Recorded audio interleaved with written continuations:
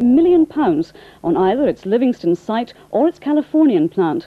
Winning the deal would be a major boost for the town, suffering from the winding up of its development corporation 2 years early. In the latest of our series on Scottish towns, business editor Maurice Smith went on the road to Livingston. The Livingston Development Corporation was created. Their job? Build a town from scratch.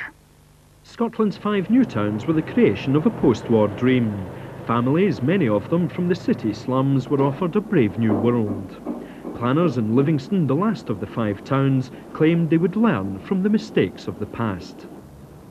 I moved to Livingston in 1966 from Edinburgh. My wife and I decided that we'd like to move to give our family a better environment to be brought up in. 30 years later, the housing problems that inevitably arose had been addressed. A community spirit had grown and Livingston's face changed.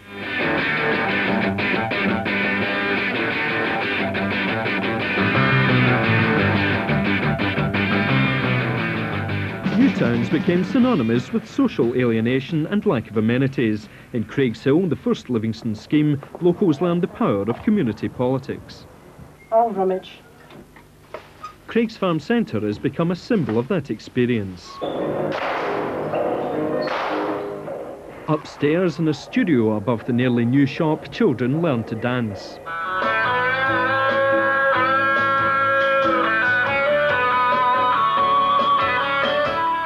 Nearby, local musicians prepare demo tapes. There's a sense that Craigshill's achievements have been its own.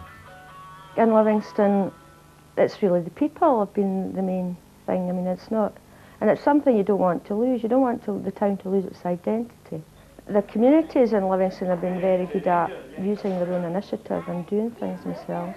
My fears now are that there doesn't seem to be the same commitment to supporting community initiatives from the authorities that we will take over.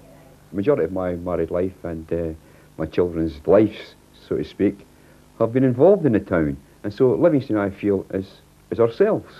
I mean, Livingston is not a town as such. I would say it's a way of life for us.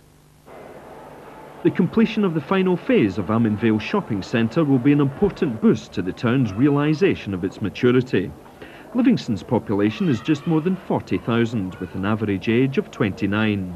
Unemployment is under 9%, and Livingston is one of the highest percentage of people working in manufacturing industry, along with 82 new companies locating in the town this year.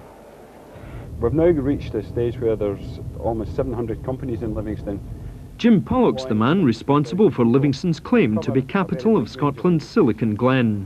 The Development Corporation's chief executive believes high-profile investors like Japan's NEC back up the promotional rhetoric. But he's among those who agree with the argument that the town as a whole has not yet fully developed. These houses will be the last to be built by Livingston Development Corporation, but there are fears for the future. The abolition of the 5 Scottish new towns opens the door to the possible privatisation of many of their major assets. Had we got a further 5 years, we could probably have finished the job.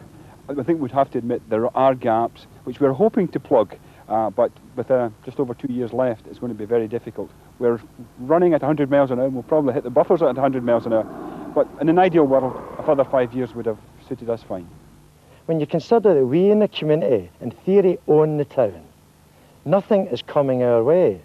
The finance is going elsewhere. They're transferring assets to either district or a new authority, and I'm really not very happy about it at all. That tension about the winding up of the corporation represents the new town's final challenge. Maurice Smith, reporting Scotland, Livingston.